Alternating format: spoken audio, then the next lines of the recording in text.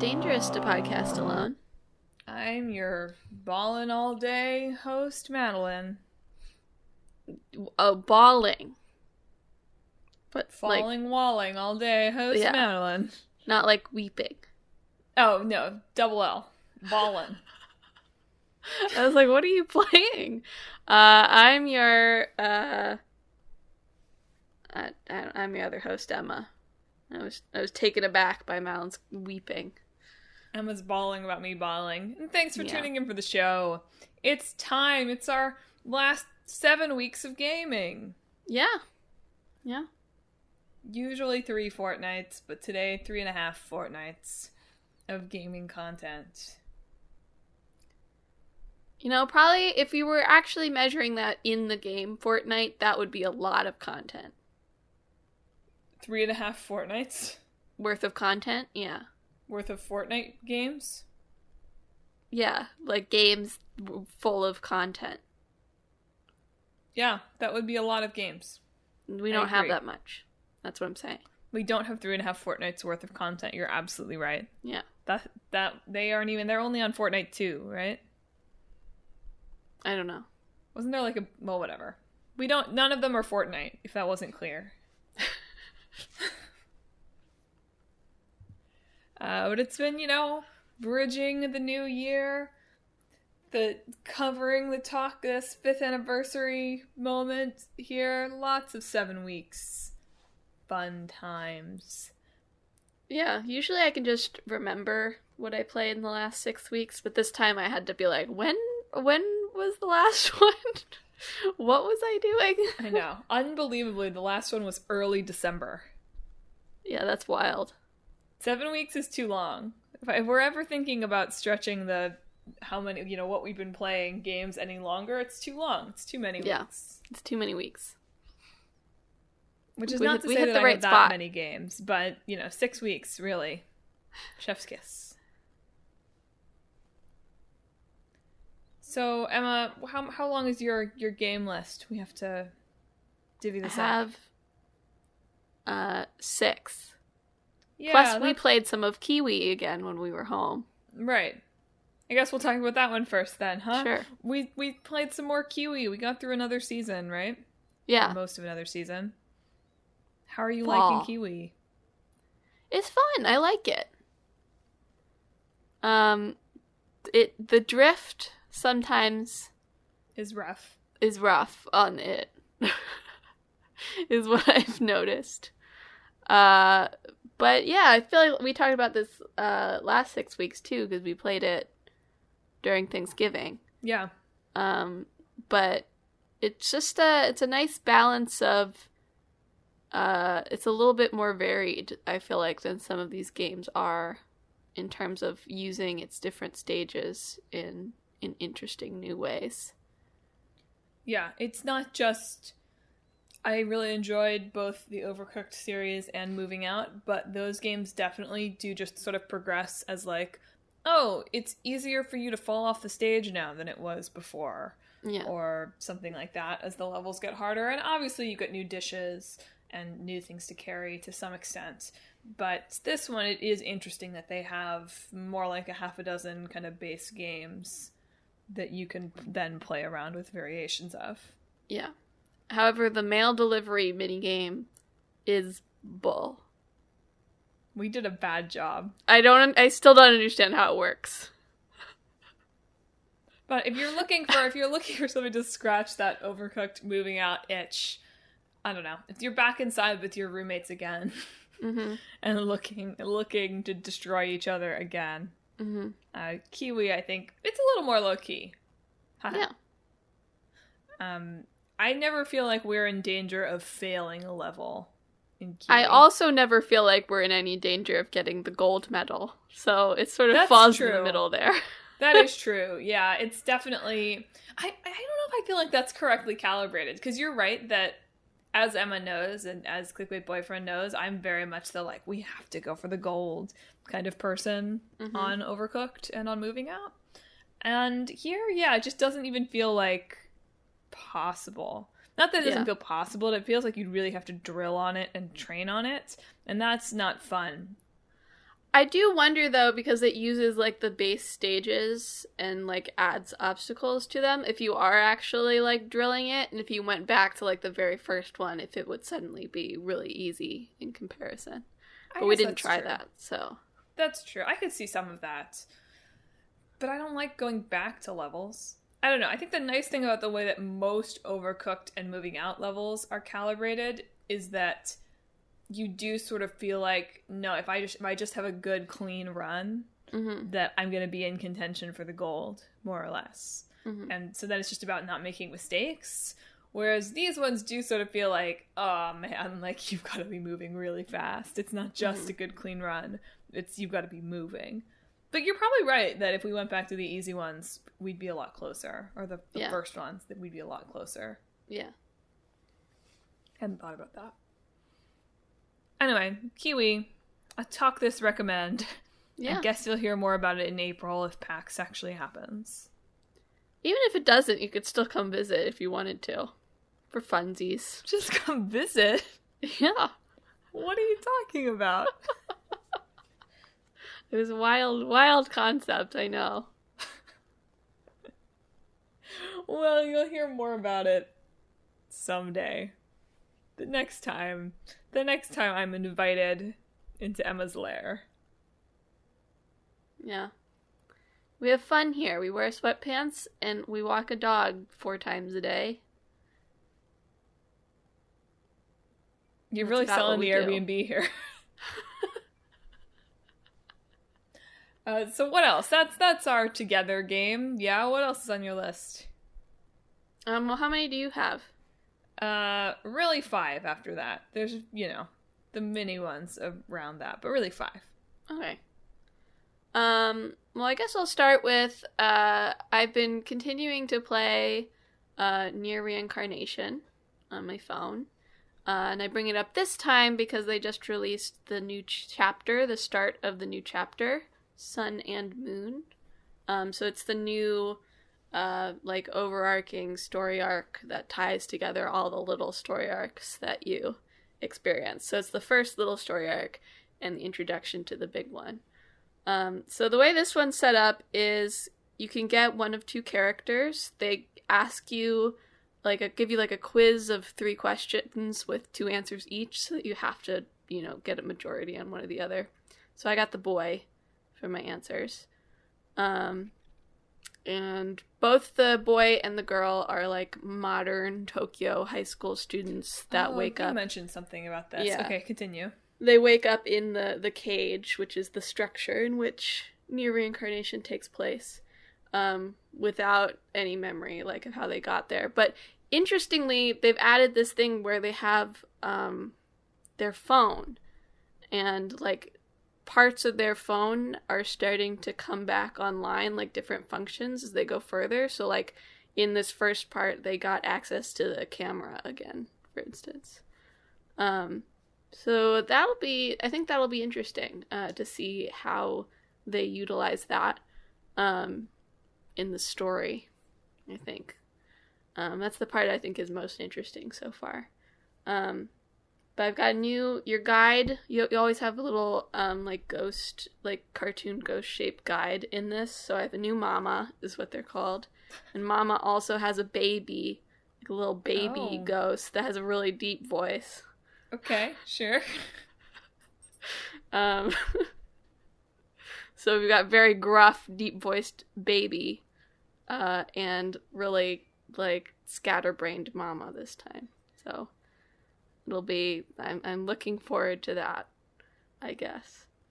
But it's good. It remains interesting. I'm still invested in the story, and I am still not needing, I need to spend money on it. So it's still fine for me. But we'll keep you updated if that changes. Yeah. Is there a reason you feel like this is a mobile game? Does that make sense? It's so story-driven, and obviously the newer games haven't been. I mean, the structure, because they keep updating it, for one thing, and also the structure just lends itself to it. So each... we have these overarching stories. We just finished The Girl and the Monster. But The Girl and the Monster is made up of 12 sections that each have like a character introduced, right? And like tell a short story about that character.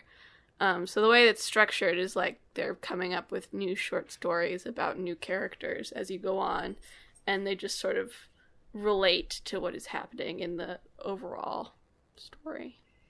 So I see why it is structured like this. Although who knows if they started from we want to make a near gotcha game, or if they started from we have this idea that I think would be suited for a mobile game, you know. That's the trick, isn't it?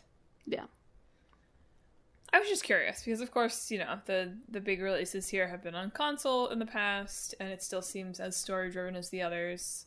And, yeah, I guess, you know, I was thinking about our side quest from however long ago this was, where we talked about episodic games. It was like, could something like this ever be a console release? Probably not.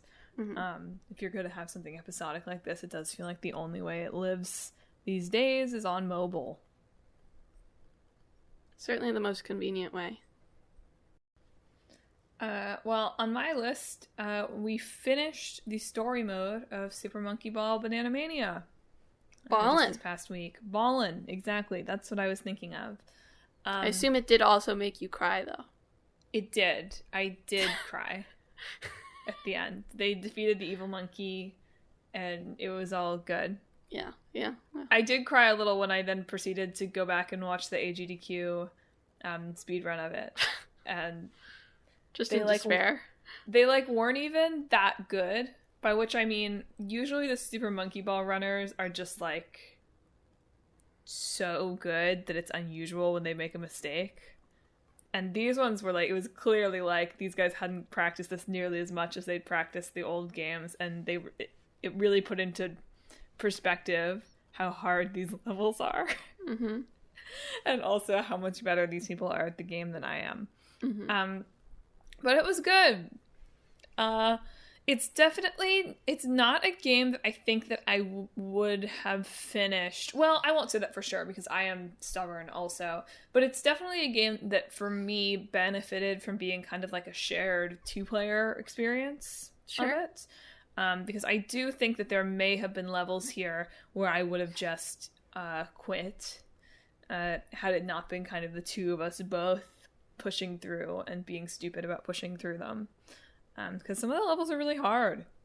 Like we definitely spent days at a time on like 2 or 3 of the levels in this. Amazing. Not that we spent a couple of hours and a couple of days on some of the levels sometimes. Which is wild for this game that looks like a children's game.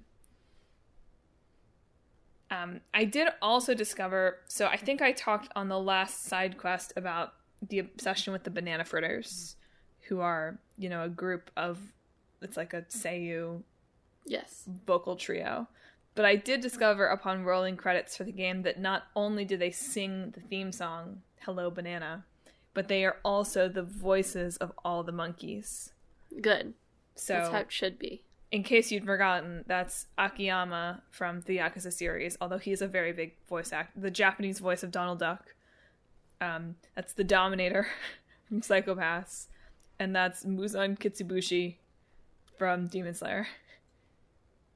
So, really using the fullest extent of their talents to voice I mean, the one guy's Donald Duck. It's like Monkey seems to fall pretty solidly within his range, actually. True.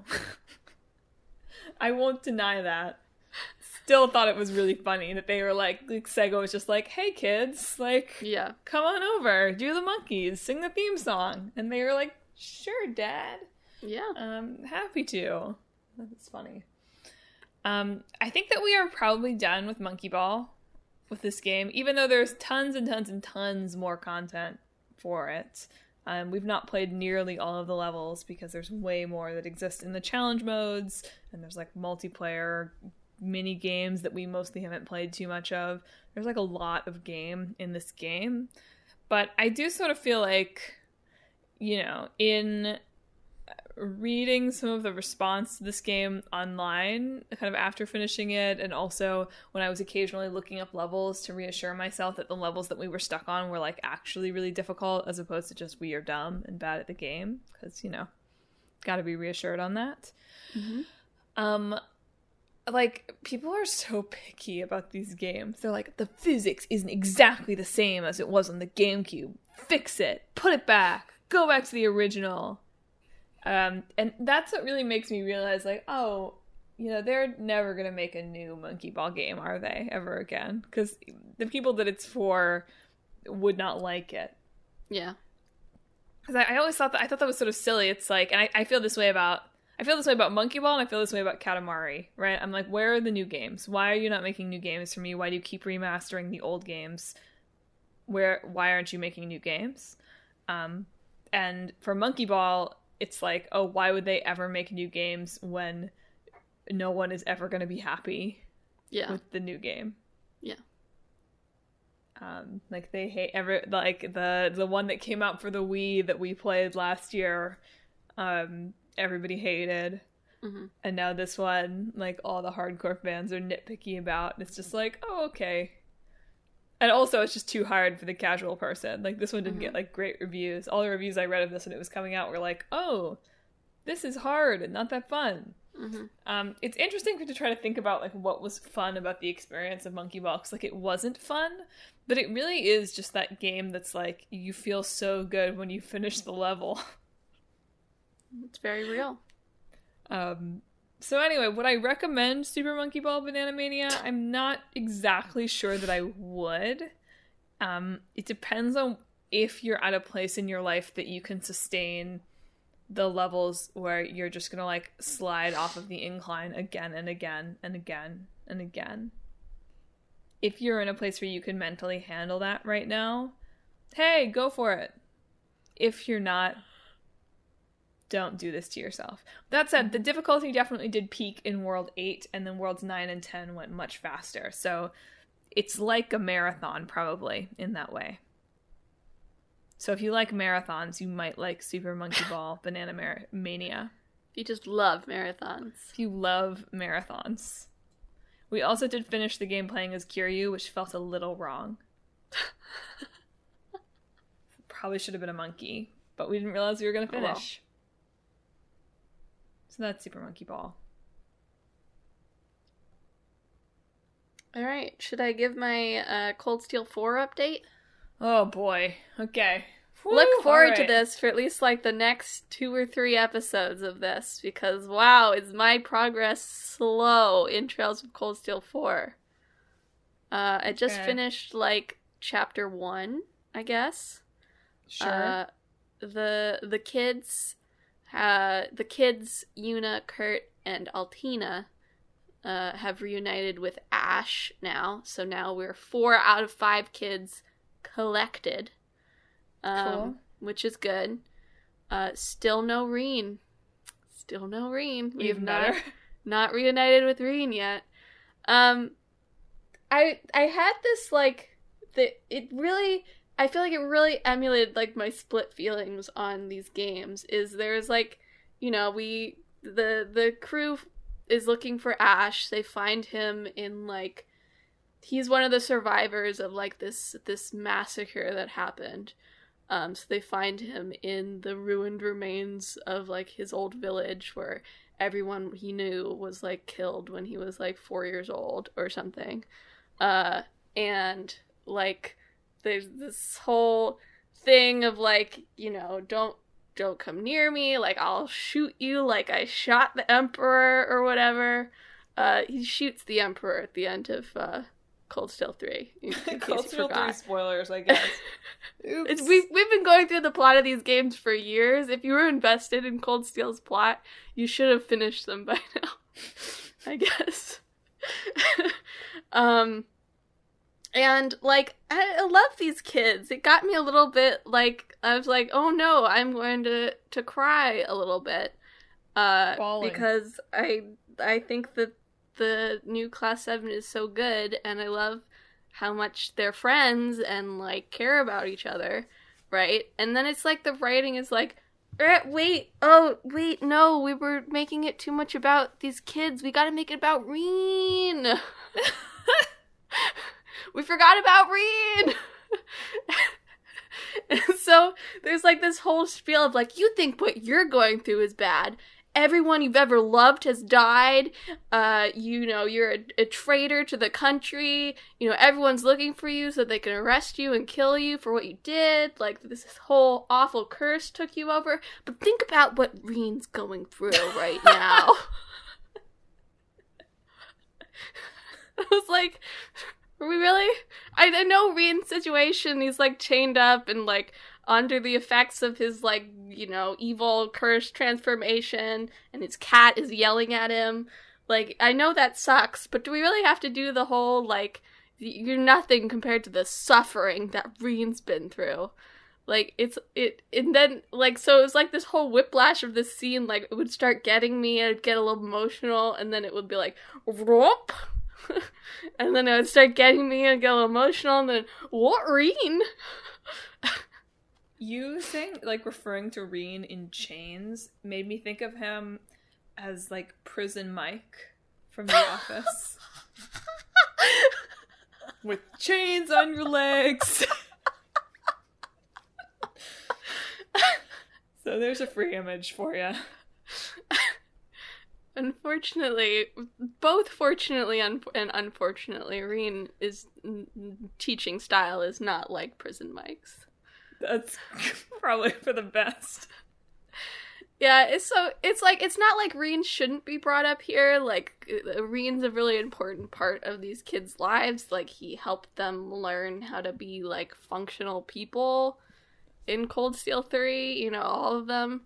But it takes it away a little bit when they're like, but Reen's situation is even worse than yours. How dare you feel sorry for yourself? It's a little bit, it's like, I also think it is very funny that the game has started, like, pairing up the two boys in the new Class 7 with, like, tertiary female characters, because all the girls have to be there so that if you want to date them as Reen, they're available. Oh, no.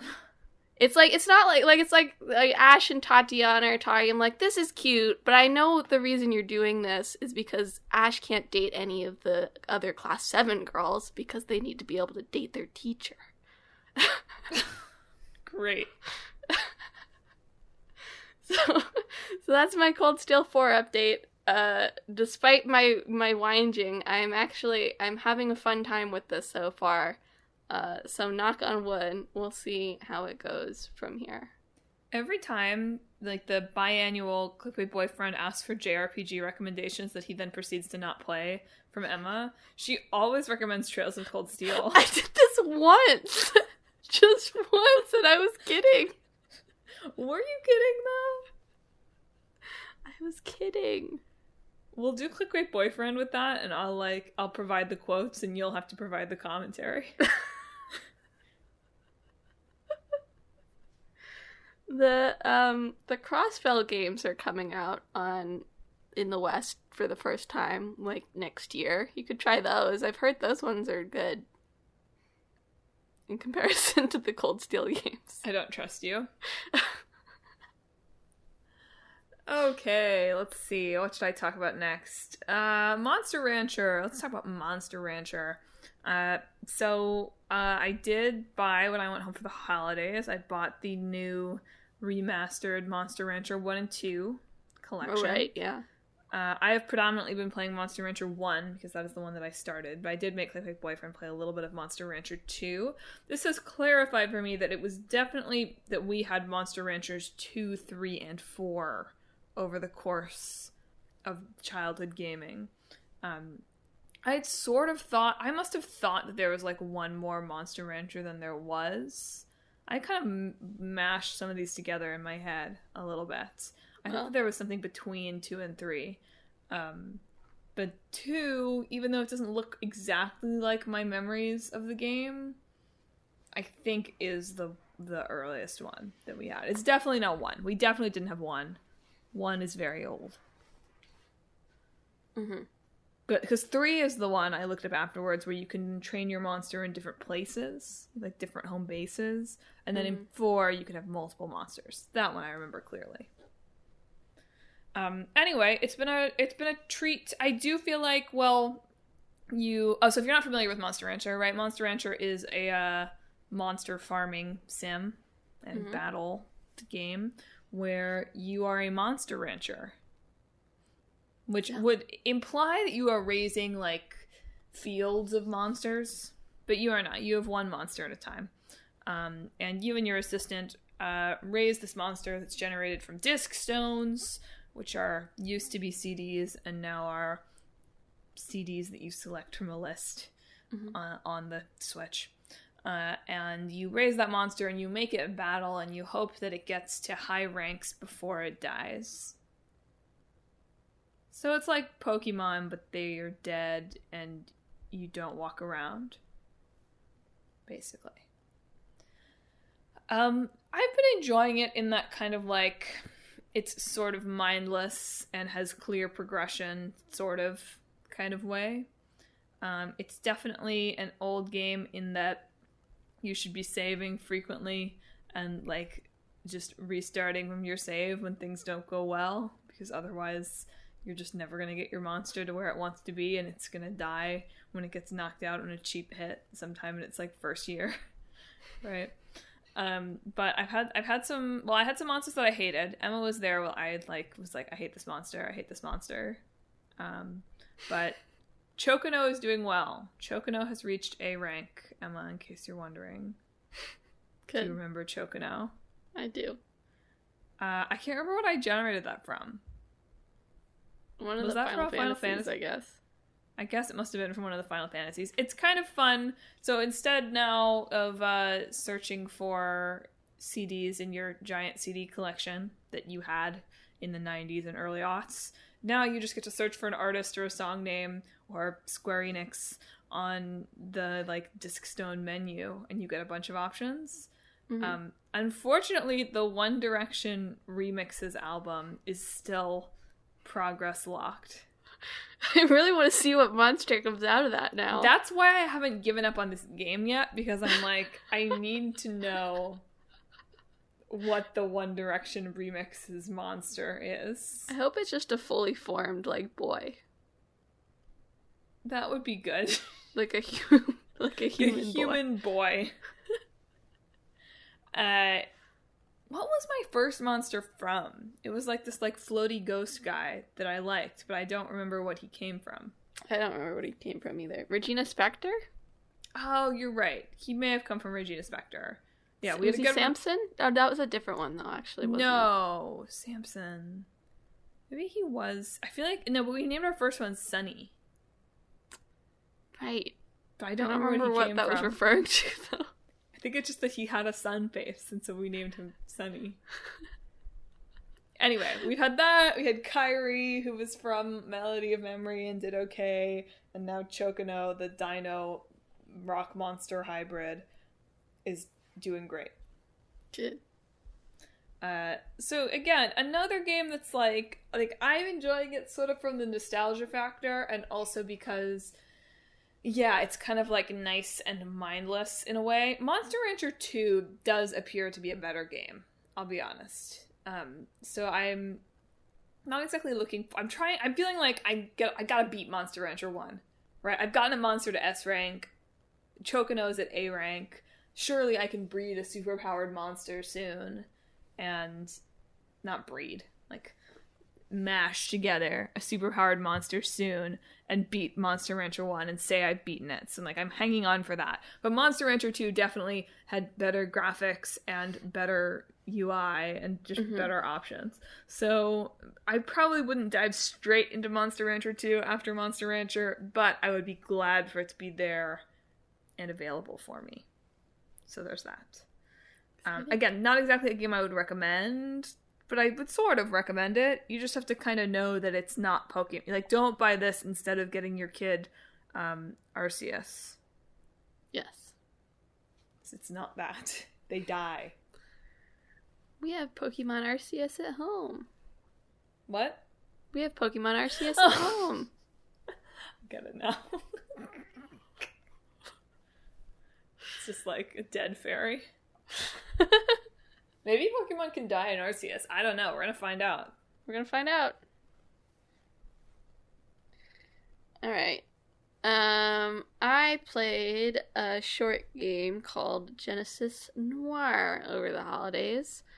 Madelyn saw me play some of this. It's sort of like an adventure game, I guess. An adventure experiential game. You play as like this like private eye detective dude who is trying to prevent like his ex's like death at the hand of another jealous suitor. So he's trying to create a black hole that will stop the Big Bang from occurring. Imagine that being the method. Anyway, go on.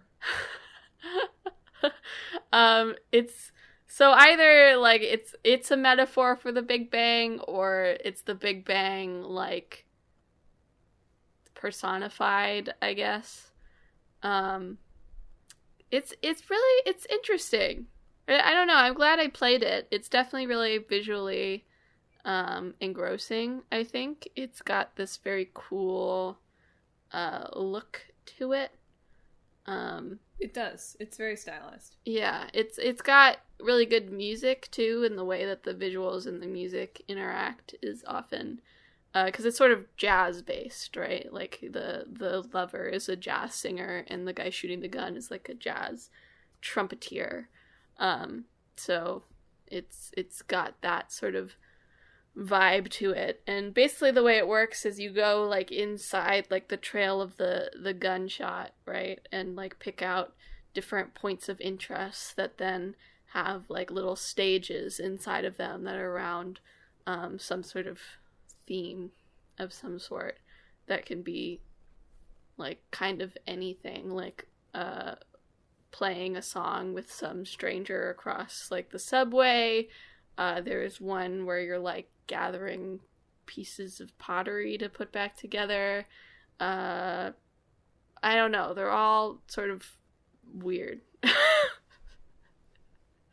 Does that clear it up for you? So clear. Yeah, I'm not sure I like got it, you know? But you don't necessarily have to get something to enjoy it, and I definitely enjoyed it. It seemed a little more impressionistic. Yeah.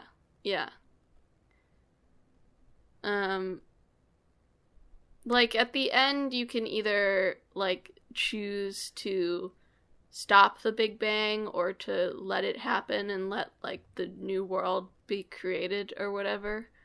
I don't know. It was interesting. I think I had heard of it because I had seen some people just like talking about it on Twitter, sort of in relation to the Game Awards. And it does like sort of lay down that like the Game Awards are silly because like the game, this is the sort of game that should be up for like art direction, you know? But the way the Game Awards work, that's not possible, right? Probably the trees were too low poly.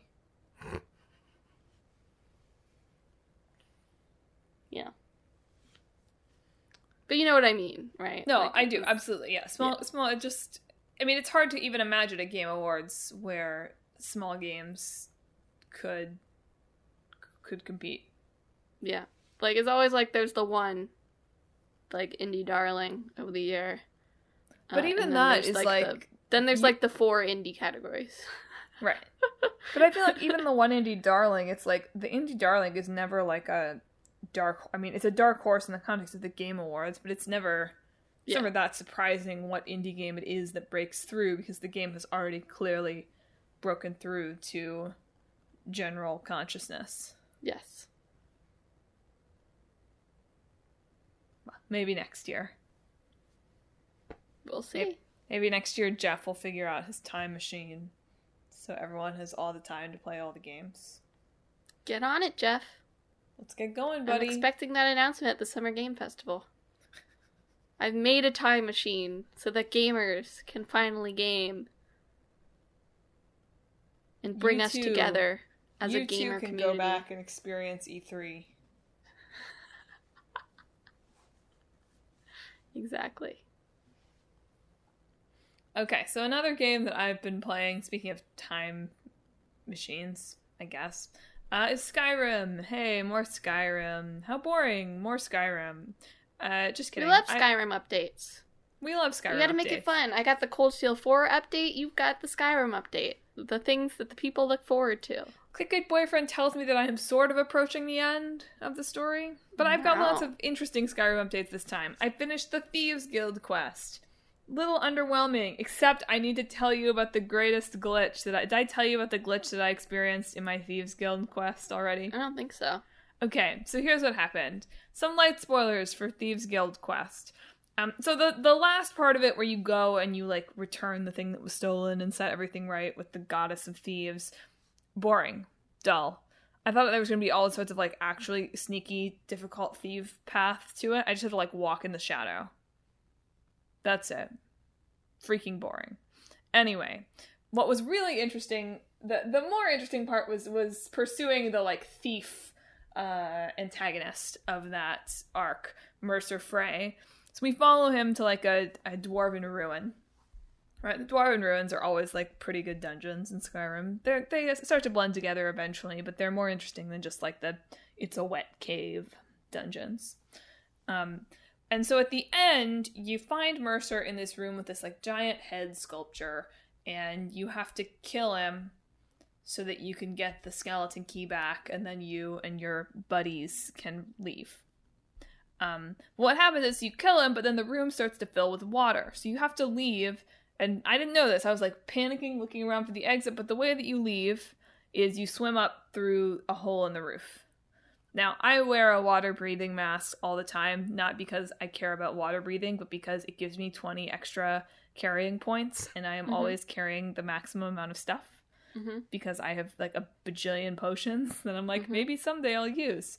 But so I swam up through the thing. It had taken me so long that I was like, probably my buddies went up ahead of me, and I had a quest marker that was telling me to, like, exit the cave. I didn't check what quest marker it was. I knew my next thing was to talk to Carlia, one of my thief buddies, so I sort of assumed she was waiting for me outside of the cave, and so I exited the cave. She was not there. Turned out the marker was she was still in the cave. I was like, oops, I guess I'll go back in, and I'll talk to her there.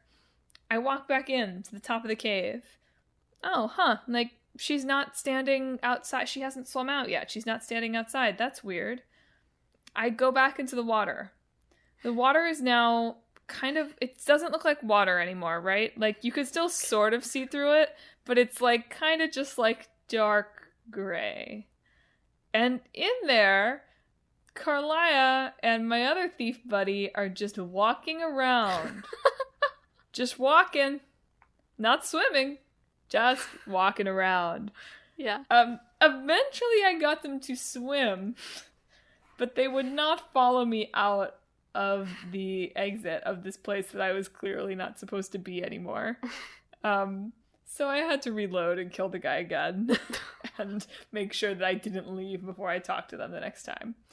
I also did a story cutscene where a dragon was supposed to show up in a flashback, sort of flashback thing, and the dragon did not appear. I sat there for like 15 minutes being, well, for the first 5 I was like, oh, like, this is super weird that we're having to wait for the dragon to land for this long. Like, what a bold choice. And then after that it was like, oh, this is a known glitch, apparently, that sometimes the dragon doesn't land. Oops. In this key story cutscene with the dragon that you need to advance. Anyway, I've been encountering like a lot of glitches in Skyrim. I also have a glitched shout somehow. Like, I haven't been encountering just a lot of real glitches in Skyrim. But also I have seized all of Skyrim for Ulfric and the Stormcloaks, which I thought when I picked the side of the Stormcloaks as opposed to the Empire, that, like, why would you ever pick the Empire, right? Like, the colonizer, like, you can't side with the colonizers. Even though I am an elf, and everyone is like, those blasted elves all the time in the Stormcloaks. They've accepted me. I am the elf friend. Good. But then Clickbait Boyfriend has started being, like, who apparently always picked the Empire, which I thought was a red flag until he was like, you picked the Confederacy. And now it's like, now I feel bad about all of my choices. Oops. Anyway, we took over Skyrim. Hooray for me. Good. And now we've trapped a dragon, and maybe we're gonna go to the end soon now. Although I still have to do the Dark Brotherhood. Anyway, it's been exciting times in Skyrim, both in the Grey Void and in the story. Mm-hmm. But the Grey Void was scary. I didn't like it.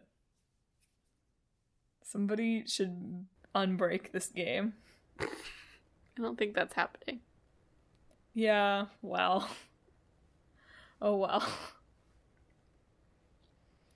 So that's the Skyrim update. I'm hoping to finish it soon because my goal is like, okay, you can finish Skyrim and then you can start Judgment or Dead Souls. We'll see. If I'm feeling like spicy, maybe I'll start Yakuza Dead Souls instead of Judgment. Spicy. We'll have to see. Nothing spicier than Yakuza Dead Souls. They're zombies. Yeah, that's spicy. The spiciest. Anyway, what's next? What's next for you? I've been continuing to play Disco Elysium. Nice. It continues to be very good and very fun. Okay, a couple of things that we've done. There was like a bridge, like a water blocker. There's an actual word for this that I am not remembering.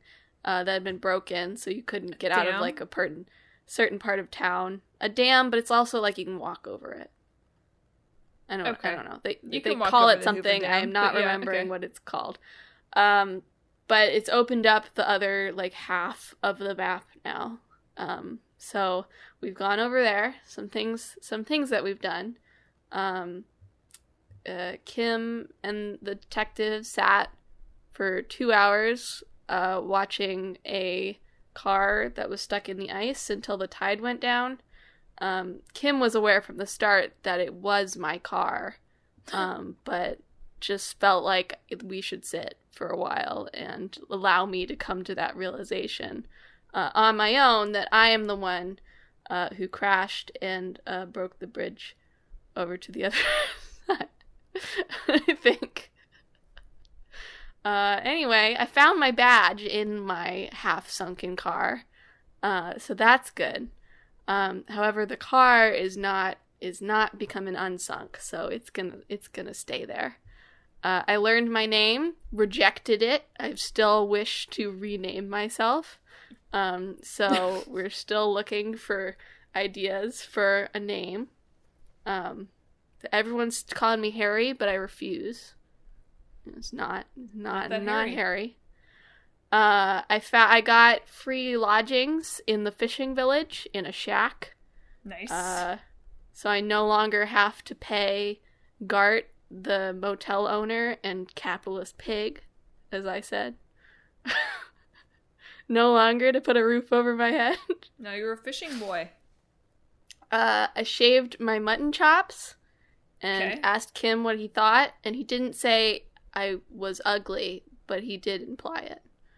But your name's not Harry, so you can't have mutton chops. Exactly. He was like, maybe you should have kept them. I was like, thanks, Kim. It's helpful.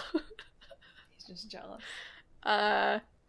We happened upon some juvenile delinquents who I realized that they want to set up like a club music place in an old abandoned church, but they were actually going to cook speed in it so that they could make money to make the club in the abandoned church.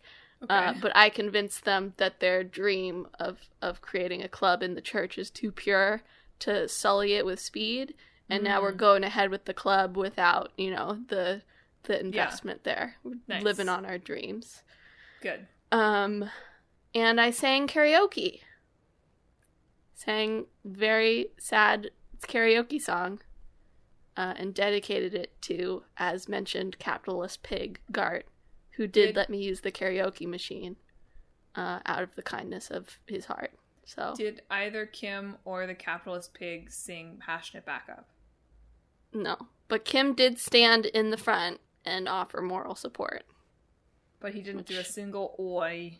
No. Or No go, ois. go, let's go. Chant. Kim's not a very go, let's go kind of guy, I think. That's disappointing for you. I was also singing a very sad song. Very sad, slow song. So. That's okay.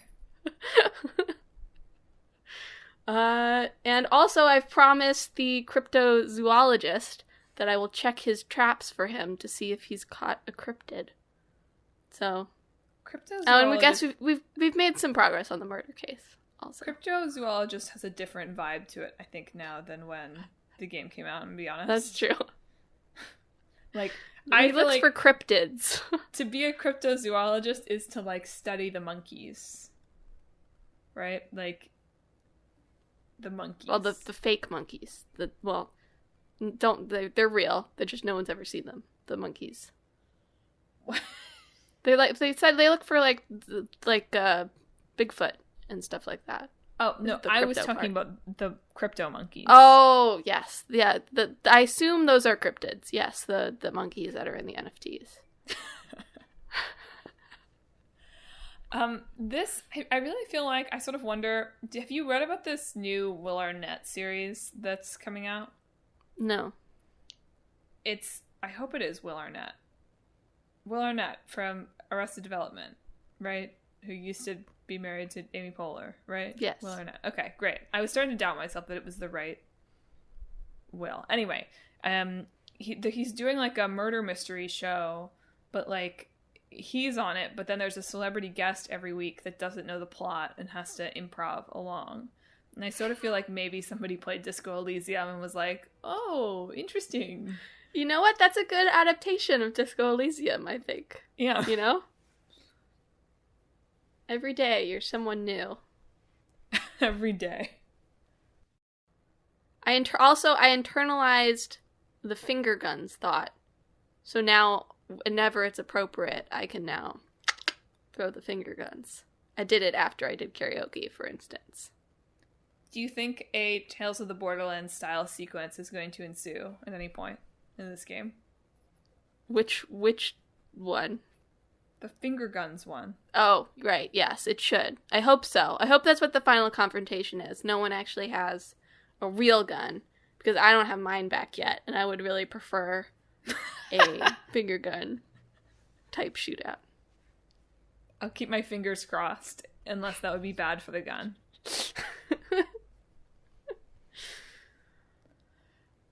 So speaking of humorous games, over the holidays, I played through, I guess, the main story, although obviously there's a lot more to it, I think, of Untitled Goose Game. Melina and I played all of it. Mm-hmm. I don't know how much of it you actually watched, but we played through all of it from the beginning. I think just a little bit. It was helpful to have someone who already knew how to do it all. Yeah, I can see how that would be helpful. And like where to go and where things were and how to solve the puzzles. Mm-hmm. So I didn't have like the pure experience because I was playing with, both a single digits age partner, but also a single digits age partner that was like probably better at the game than I was. Yeah. But I see why it got all the hype. It is a genuinely pretty funny game. I would be interested, like, I might not to be like, now I'm gonna be the single-digit aged partner showing it to my boyfriend, but, like, it's a fun game to have added a Untitled, I guess technically I actually played Untitled Geese game. Yes. To be perfectly accurate, because we played it 2-player. It's a fun game to have added the second goose. I imagine it probably makes it somewhat easier, in the same way as playing 2-player, not in the same way, but in a same world as having 2 players in Chicory made Chicory probably easier. Mm-hmm. Don't know if you watched the speedrun for that, but that was freaking wild, that one too. You should check that out. Okay. But yeah, it was funny and engaging and a lot shorter than I thought it was. I'm sure that there is much more to it, but like getting through the kind of like rolling the credits portion of it. I mean, we only played like maybe 3 or 4 hours at the most. Yeah, short game. So nice and bite-sized and kind of exactly what it needed to be. And I really didn't like the pub guy. The outdoor pub guy. He sucks. Mm-hmm. Let me in. Mm-hmm. What's wrong with a goose? Mm-hmm. And I do wish that there had been even more layers to the small town model. I wish there had been a small town within a small town within a small town within a small town that I could have gone to. That would have been fun. Maybe next time. When will they make Untitled Goose Game 2 Goose Boogaloo? Electric Goosealoo. Too honk, too hurrious. That doesn't make any sense. So yeah, a little behind the curve on that one. Obviously, Untitled Goose Game had its indie moment in the sun. Was that during the pandemic? Was that before the pandemic? I don't know when this game. But it's going to take us another 7 years before it's eligible for the podcast. Yes. So, unless we already talked about it, we may have already talked about Untitled Goose Game. Actually, I don't know. Which tells me that it must be somewhat old, because this is definitely a game that I would have played in my play the game quest, which of course I've only been doing since 2020. Can you believe this is year 3 of my play the game talk this? Good job. Speaking of which, I'll throw in real quick my talk this games of this time period. There must have been another one, because I can't remember what it was, but obviously I'm Mundon and Guardians of the Galaxy. Maybe there's one more? There should have been, but I couldn't remember what it was. Or if I just skipped it. But anyway, I have not played since the episodes anymore of Mundon or of Untitled Goose Game. Not of Untitled Goose Game, I just read that in my notes. That's not what it is. I have not played any more of Mundon or Guardians of the Galaxy. Untitled Goose Guardians Galaxy game. Eastward was the other one. Oh, or Eastward. I played a little bit more of Eastward since the podcast, but not too much. But all of them are still in my I'm currently playing this bucket. Guardians of the Galaxy contingent on. I did delete some space on my PlayStation, I think because I had to download an update for something. But I did clear some space on the PlayStation with the hope that Guardians of the Galaxy would run better, and that it's not, as Emma has suggested, just that my PlayStation sucks. Although maybe it does, because I still cannot get my PlayStation wrapped. So, I don't know what I've done to deserve this. I read something that you have to, maybe they changed something in the last year, and you have to enable, full data sharing to get it. But, that makes sense for me, because I got a new system, and it was unlimited. But you haven't changed anything over the past year, so I don't know why that would affect yours. Yeah, I don't know. They just hate me. Probably. They were like, we know 2 people are using this profile. So we can't give you the data, because we know that you aren't playing Hollow Knight right now at this exact moment, Madeline. You're recording the podcast. Yeah. I can hear the buttons. I can hear the buttons from the other room. Anyway, back to you. What's next? I've been playing Unsighted. It's I guess it's like a Metroidvania, I think. I don't know what that genre What really is a Metroidvania? means. Anyway. But you're playing as a automaton named Alma, who wakes up having lost her memories in a lab. And you find out that you're sort of in this world, and the humans have sort of taken hold and control of this crystal that gives off energy that automatons need to live. It's been a little while since I played the start, so some of the details of the lore are escaping me. But as a result of that, everyone has a certain amount of hours before the automatons will go unsighted, which is what the enemies are called. So the enemies you defeat are different automatons who have like run out of time and like they're lost their consciousness basically. Oops. So Alma's on a mission to collect all these meteor shards so that she can go and like liberate the energy back from the automatons. But because of all the automatons that were holding on to these meteor shards have gone unsighted, first she has to do like 5 boss battles, right? In different areas of the world. So the main gimmick of Unsighted is that there's like a constant ticking timer on everybody's like lifespan, including your own. And you can find certain like meteor dust that you can give to people that will give them a little bit more time before they go unsighted. And I am also playing on Explorer mode, which gives me the option to toggle on and off whether the timers are ticking, which I am probably abusing to some extent, but also have felt like I needed because there are certain platforming puzzles where my switch drift is like, I will spend like a day in game time doing the same puzzle. So during those times, sometimes I'll be like, okay, I'm just gonna switch the timers off for now because I will be here a while. The way it's supposed to work, I think, is like you do one playthrough, and you get like some sort of bad ending, and then I think a lot of the routes that you've opened up for yourself stay open so that your second playthrough would be like a lot faster. Oh, interesting. And you'd get, but I don't know. I know I should engage with it that way, but it has nothing to do with like the game. I'm enjoying the game. I think it is fun and I like it, but I'm so bad at replaying things. Right? Yeah. Like I cannot, like when I finish it, I'm like, I'm done. I don't want to, immediately go back into it and play it again. That's just not how I engage with any game. Set yourself a timer for like 5 months and then come back and play it again. Yeah. But because I have been toggling on and off the timer, I haven't, like, you know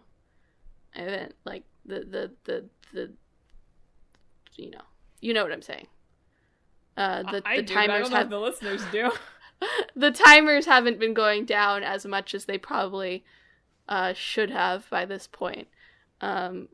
Just because, I'd abuse it a little bit. You're cheating. Yeah. Yes.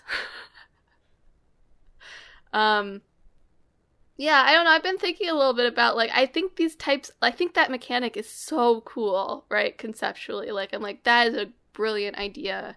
I really love it. And, like, and then I, like, try these games, and it's like, I just can't engage with them. They're too stressful to me. And I'm like, oh, man, I wish I was cool enough to to enjoy these cool mechanics, but alas, I'm a lame baby gamer who cannot take the pressure. Baby gamer brain. Yeah. So we'll see. We'll check back in when I'm finished and see how I did, I guess, in the end. Well, speaking of death, my last major game is Cozy Grove. We are still playing Cozy Grove here. I'm now invested enough in the stories of the bears that even though the game itself is like, pretty formulaic and repetitive, I'm like, okay, I want to know what happens to the bears. Mm-hmm. I've over the past 6 weeks, I've released some of the spirits. They've gone gold. Postal bear. That's what they do. They turn gold. I'm not making a games joke. That's funny. Postal bear and mayor bear and baker bear have all released their spirits. I do sometimes feel like the game's quests are not properly calibrated. Like, right now, one of the bears wants 50 silver ingots from me. 50. And it's like, on the island, there are like maybe 6-ish places that I get to mine ore every day. And sometimes it's iron, and sometimes it's silver, and sometimes, very rarely, it's gold. But most of the time, it's iron. And it takes 20 iron ingots to mine into 1 silver ingot. And I've been gathering silver for this bear for, like, it feels like weeks. And I don't play perfectly every single day, right? I probably play Cozy Grove 4 or 5 times a week as opposed to like every single day like clockwork. But it's still like, you know. Mm-hmm. Fortunately, this guy does not seem to be blocking progress for me with other bears. But I did have that with a bear a couple of weeks ago, that I had another quest that was like, I needed a bunch of... And this is my fault for not feeding my animals. Probably is my fault for not feeding my animals. But I didn't have a mature deer or a mature bird. And I needed this essence from them. Anyway, that one took forever also. And I did have like that guy then gave me an item that I immediately gave to somebody else. The nice thing here is I don't have anyone who seems to be waiting on an item that this other guy is going to give me, so that's good. This other bear is going to give me, but it's still feeling like, okay, it's taking longer. I get the point. This would have still felt like a costly thing if it had been 30 silver ingots as opposed to 50. Especially if I'm not crafting like a lot of furniture. I'm not, frankly, having a lot of furniture around, except having some furniture to make my animals and trees happy, is more annoying than it is helpful to me, because, like, it's just more stuff that the things you're looking for in the fetch quests can be behind. And so the more furniture that you have out, the harder those are. And so why would I put a ton of furniture out when those are already often quite difficult? Like, oh my god, when the hint is it's by a folding chair, I'm like, 5 of these bears have folding chairs. I think that's a bad hint. When they do that, I'm so angry. I'm like, give me a hint that actually tells me where it is, not it's by a folding chair. You freaking dummies. Anyway, the bear stories are very touching. We're approaching the end for the wolf bear, and it's like, oh, he did do something worthwhile with his life other than drive the town into bankruptcy and make himself really wealthy. Like, that's sweet. So the bear stories are nice. I saw them talking about how they're probably going to release some additional bears as DLC, which we'll see. I'm not yet really near the end of the game, I don't think, because I think I still have like 3 or 4 more bears that I haven't even gotten on the island yet. But you know, the bears are you know, touching and interesting stories, and the game itself is repetitive in a soothing way mostly, and it's good for when I'm on the train for like moderate amounts of time as well. Mm-hmm. So it's still not like Click Boyfriend's sister is visited us, and like she still keeps up with Animal Crossing, and oh my god, Animal Crossing has changed, buddy. There's so much, but it's definitely not something that I would recommend to someone who didn't have as much gaming experience who liked an Animal Crossing game, because it's kind of janky. But if you're willing to look past that, it has that nice soothing element to it still. So I'm continuing to enjoy it. But yeah. You got one more, right? Yep, I just got one more. I played all of Inscription. Woo! On what is Inscription? PC. I know it's supposed to be good, but I don't know what it is. It's because it's hard to talk about Inscription without, like, spoiling it. First off, I just want to emphasize I played it on my computer. I know. I heard you say that, and I blacked out a little bit. I finished it on my PC. And that's just because I don't know. I think it's because the structure is, like, easier to, like, look away from it for a little bit. I don't know. It's hard to explain why it felt fine to play it on my PC as opposed to other games. I'll think about it. Maybe that's a blog somewhere. There you go. But it's made by Daniel Mullins, I think is his name, who makes a lot of, like, weird meta type games. So without going into what those elements are exactly in Inscription, those are there, which I don't think is a spoiler if you know anything about the person making this game. But the initial premise is, like, you boot up this game, Inscription, you can only select continue. And when the game starts, you're in this cabin with this weird shadowy figure who wants to play like a deck building game with you. So you have like a deck of different like animal creatures that have like different amounts of attack and health. And you basically play like there's like 4 columns, and you're attacking the other person and their animals, and the person that like makes the scales fall like wins that match. And then you like continue down the road on like a map, get other things for your deck, get things that can enhance your existing deck, so on and so forth, with the intention of beating this guy at the end. But also at the same time, there are certain cards in your hands that talk to you. Like you have a stoat at the beginning who will actually like have a conversation with you and try to tell you what's happening. And then you get more cards as you go that also seem to know more about what is going on and why this is happening. And there's also like a slight element of like escape room built into it. So you can like get up and walk around the cabin, and there's certain things with puzzles or certain things in the room that you can open up by doing certain things in the card game. And sort of with the intention of escaping this loop of playing cards with this guy over and over again.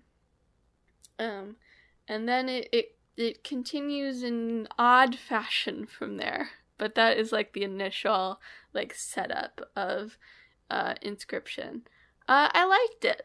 I did. It was fun. And I thought it was creative and different, I guess. Yeah.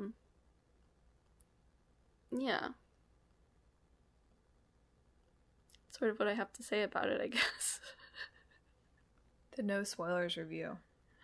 Yeah, I feel a lot of people have written a lot of things about Inscription now in various like game end best game of the year type stuff. So if you're curious about Inscription, there's plenty of writing to go find on it.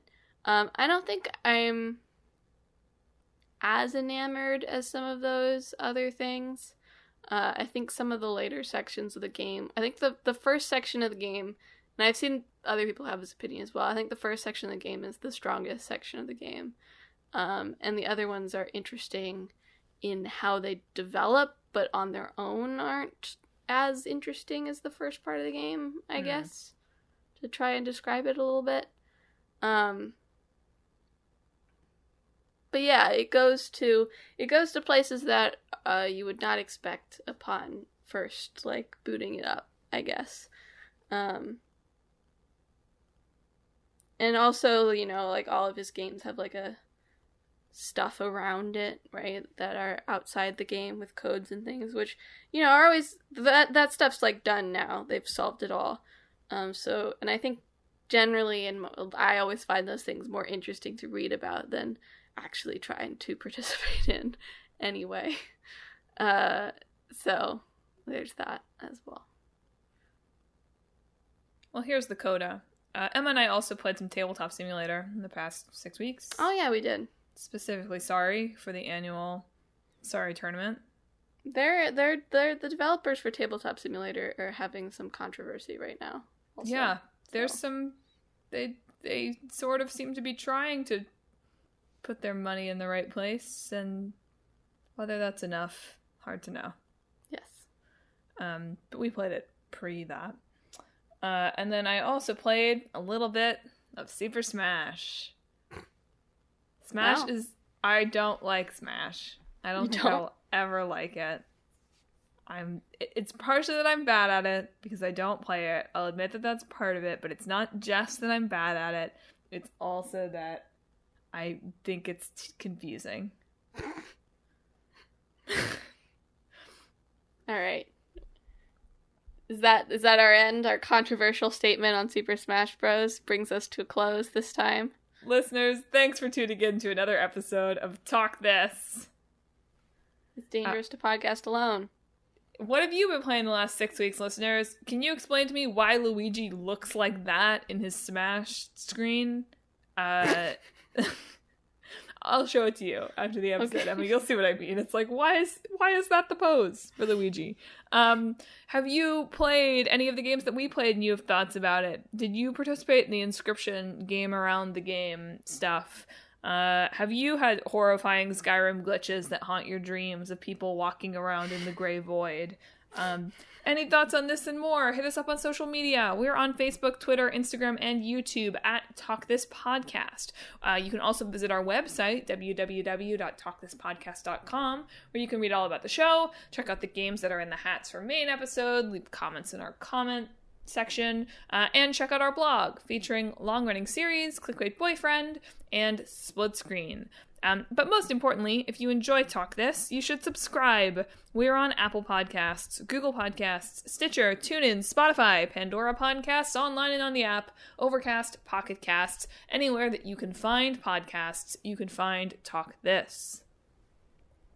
Next week, we're sure talking about some games. We're talking about Fatal Frame and unpacking. Right. I need to start unpacking so that I can finish unpacking. It's such a problem that all the games on Talk This I kind of like actually want to play.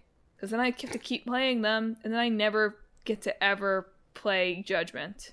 You can get unpacking out in just a single session, I bet. I know.